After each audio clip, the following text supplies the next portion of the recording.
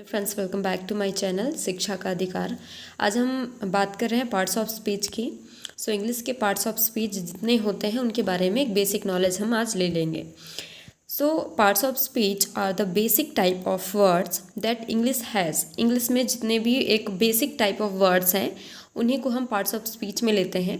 And there are 8 parts of speech like nouns, verbs, adjectives, adverb, pronoun, conjunctions, preposition and interjunctions. So there are 8 parts of speech. It is important to be able to recognize and identify the different types of words in English so that you can understand grammar explanations and use the right word form in the right place. So these are the things which includes in English grammar। और ये चीज़ें ध्यान देने वाली हैं कि इसका जो इम्पोर्टेंस है बहुत ज़्यादा इम्पोर्टेंस है किसी भी इंग्लिश ग्रामर में देख लेंगे तो, क्योंकि इससे हमें पता चलता है इसके जब हम पार्ट्स ऑफ स्पीच जिसमें होते हैं वो एक आइडेंटिफिकेशन के लिए या रिकॉग्नाइज करने के लिए इम्पॉर्टेंट होते हैं कि एक सेंटेंस में क्या क्या चीज़ें अवेलेबल हैं और कैसे हम उसको समझ सकते हैं। सो दैट हम इसको एक कहना चाहिए एक ग्रामर एक्सप्लेनेशन के थ्रू देख सकते हैं जिसमें ये सारी चीज़ें इन्वॉल्व होती हैं। अब वन बाई वन हम देखेंगे। First is noun. ठीक है, हिंदी में बोले तो इसको संज्ञा बोलते हैं। ठीक है, a noun is a naming word. It names a person, place, things, idea, living creature, quality और एक्शन। नाउन क्या होता है? एक नेमिंग वर्ड होता है, कह सकते हैं कि जिसको हम नाम दे सकते हैं। अब नाम किसका किसका दे सकते हैं? वो कोई पर्सन हो सकता है, कोई इंसान हो सकता है, कोई पर्सन हो सकता है, कोई प्लेस हो सकता है, कोई जगह का नाम हो सकता है, कोई ऑब्जेक्ट या थिंग्स का नाम हो सकता है, किसी आइडिया की बात हो गई, या कोई भी लिविंग क्रिएचर है, या क्वालिटी है, या एक्शन है। अगर नाम है उसका, अगर हम इसको कोई नाम दे रहे हैं, इट मीन्स वो नाउन में आएगा। संज्ञा भी इसको हिंदी में बोलते हैं, और संज्ञा में भी आप ये समझ सकते हैं कि किसी भी जगह का या किसी वस्तु या किसी जगह, स्थान और व्यक्ति के जो भी जिनके नाम का पता चलता है वो सारी चीज़ें आप संज्ञा में या नाउन में पढ़ सकते हैं। एग्जाम्पल में आप देख सकते हैं, जैसे काऊ हो गया, cow, boy, theatre, a box, thought, tree, kindness, arrival, Ram, Delhi. These are the examples of noun. और हिंदी में भी आप देख सकते हैं इन्हीं को। Next is verb. वर्ब क्या होता है? वर्ब को क्रिया बोलते हैं, जो हम करते हैं। ठीक है, क्रिया मतलब कोई भी काम करना। ठीक है, करना actually. A verb is a word that describes an action. ठीक है, ऐसा वर्ड जो एक्शन को डिस्क्राइब करता है, मतलब जहाँ पे कुछ काम हो रहा हो। डूइंग समथिंग, राइट, और अ स्टेट, बीइंग समथिंग, या कुछ हो जो मतलब क्या बोलना चाहिए, कोई भी स्टेट के बारे में, किसी एक पर्टिकुलर स्टेट मीन्स उसके परिस्थिति के बारे में कि अभी क्या चल रहा है। That things belongs to verb. And इसके एग्जाम्पल्स आप देख सकते, जैसे वॉक कर रहे हो, कि टॉक कर रहे हो, थिंक कर रहे हो, कि बिलीव है, कि लिव है, लाइक, वांट, जितने भी क्रिया हो सकते हैं दुनिया में, चलना, पीना, खाना, दौड़ना, भागना, पढ़ना, लिखना। There are so many examples of verbs. जहाँ पे भी कोई एक्शन हो रहा है वो आपका वर्ब के अंतर्गत आएगा, जिसे हम क्रिया भी बोलते हैं हिंदी में। Next is adjective. एडजेक्टिव को हमें डिनोट करना है या हम रिफ़र कर सकते हैं संज्ञा के साथ। Actually this is related with संज्ञा means noun. An adjective is a word that describes a noun. ठीक है, क्योंकि ये होता ही है, एडजेक्टिव होते ही हैं नाउन को डिस्क्राइब करने के लिए। इनका मेन काम है नाउन को डिस्क्राइब करना। It tells you something about the noun. Okay, examples like big, yellow, thin, amazing, beautiful, quick, important. कोई भी अगर आप नाउन की बात कर लें, कोई संज्ञा की बात कर लें, अगर हिंदी में भी आप बात करें, एडजेक्टिव मतलब जिसको विशेषण बोलते हैं। ठीक है, तो जो विशेषता को बताता है, इसकी क्वालिटी को बताता है, किसी नाउन की क्वालिटी को बताता है। जैसे अगर हम किसी मतलब कोई पर्सन का नाम है जैसे राम, तो उसके बारे में कुछ अच्छा जो क्वालिटी उसको दर्शाए वो उसके साथ जोड़ के लिखते हैं। जैसे अच्छा लड़का, या ये कोई भी जैसे येलो के साथ कुछ भी आप उसके आगे कोई येलो मैंगो हो गया, ठीक है। और साथ ही हम बोल सकते हैं ब्यूटीफुल गर्ल, तो गर्ल की ये विशेषता बता दिया। और इम्पॉर्टेंट वर्क हो गया। So these are the things which is related with adjective. So I hope adjective समझ में आया होगा। नेक्स्ट इज़ एडवर्ब, ठीक है। तो नाम से ही समझ में आ रहा है एडवर्ब, तो वर्ब की जो विशेषता बताता है।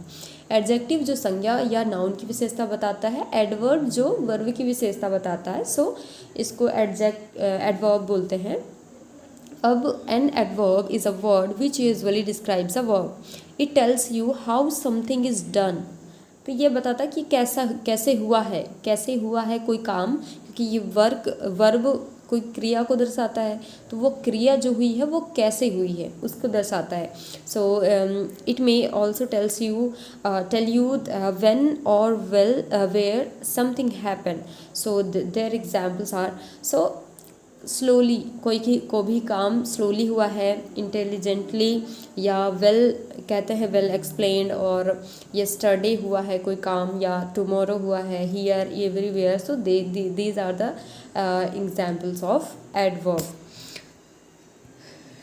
प्रोनाउन की बात करें, प्रोनाउन तो ऑब्वियसली आप सभी जानते होंगे, नाउन की जगह में यूज़ किया जाता है प्रोनाउन, जिसको हिंदी में सर्वनाम के नाम से जाना जाता है। So a pronoun is used instead of a noun, noun की स्थान पर उसका यूज़ करते हैं। To avoid repetition of noun, जब हमें बार बार नाउन का यूज़ नहीं करना होता। जैसे हम किसी स्टोरी की बात करते हैं, उस स्टोरी में कोई एक मेन कैरेक्टर होता है, जैसे मान लो नाम है सीता, तो सीता को लेकर उस पूरे स्टोरी में उसके बारे में ही कहा जाएगा, पर ज़रूरी नहीं है कि हर सेंटेंस के बाद हम उसका नाम बार बार रिपीट करें। इस रिपीटेशन को कम करने के लिए, जैसे आप एग्जांपल ले सकते हैं, सीता जाती है, सीता आती है, सीता खाती है, ऐसा कब तक बोलेंगे? Sita Sita Sita, it's not correct way. That's why when we want to remove that one और रिप्लेस, तो हम रिप्लेस क्या करेंगे? प्रोनाउन के थ्रू करेंगे। तो सीता की जगह में हम शी लगा देंगे जहाँ पे भी उसका यूज़ हो रहा है, और हर और शी, तो कुछ ऐसे ये सारी चीज़ें प्रोनाउन में आपका देखने को मिलेंगी। सो यहाँ पे आप देख सकते हैं, एग्जाम्पल है I, you, he, she, it, we, they. तो जैसे सीता हो गई, सीता अगर अपने बारे में कुछ कह रही है तो वहाँ पे आप आई लगा सकते हो। अगर कोई उसकी सामने वाली कोई कुछ कह रही है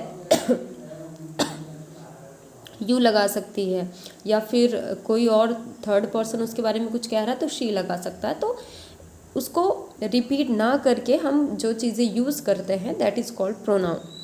नेक्स्ट इज कंजंक्शन। कंजंक्शन मतलब देखो, जंक्शन क्या होता है? जहाँ पे दो चीज़ें जुड़ती हैं, ठीक है। So a conjunction joins two words और फ्रेजेस और सेंटेंसेस टुगेदर। सो कंजंक्शन का मतलब है जहाँ पे दो वर्ड को जोड़ना होता है, या दो फ्रेजेस जुड़ते हैं, या सेंटेंसेस जुड़ते हैं साथ में, तो उसे ही कंजंक्शन बोला जाता है। जैसे अब इंग्लिश का कंजंक्शन क्या हो सकता है? बट, ठीक है। जब टू सेंटेंसेस आप यूज़ कर रहे हैं तो बीच में बट लगा के नेक्स्ट सेंटेंस आपने बोल दिया, या एंड लगा सकते हैं, या सो लगा सकते हैं, या बिकॉज लगा सकते हैं, या और लगा सकते हैं। दीज आर द कंजंक्शंस, ठीक है। और हिंदी में भी आप देख सकते हैं कंजंक्शन में क्या आप ले सकते हैं, और ले सकते हैं, ठीक है, बट, लेकिन, है ना, और साथ ही अथवा ले सकते हैं। तो ये हिंदी में भी कंजंक्शन आप इस तरह देख सकते हैं। Next is preposition. प्रीपोजिशन जिसको हम उपसर्ग बोलते हैं हिंदी में। सो उपसर्ग प्रत्यय आप अभी मैं समझाती हूँ। सो आप preposition usually comes before a noun, ठीक है। नाउन के पहले जो लगता है वो आपका प्रीपोजिशन कहलाता है। प्रोनाउन और noun phrase So it joins the noun to some other part of the sentence. Like example, on the table, है ना, by route or by bus, with scissor, or under water, and through uh, through uh, through सीजर और at भी, है ना. So these are the prepositions जिसको हम use करते हैं. ये उसके पहले जो भी नाउन के पहले यूज़ आता है, ठीक है, प्रिपोजिशन उसको पहले लगाया जाता है. और अब देख सकते हैं इंटरजेक्शन, जो कि इंटरजेक्शन क्या होता है. Interjections is an unusual kind of word because it often stand alone. Okay, so इनको जस्ट ये अनयूजुअल काइंड ऑफ वर्ड है, मतलब यूजुअली ऐसा यूज़ नहीं करते हम इसको, बट कहना चाहिए कि वो सडनली हम उसको बोलते हैं कई बार.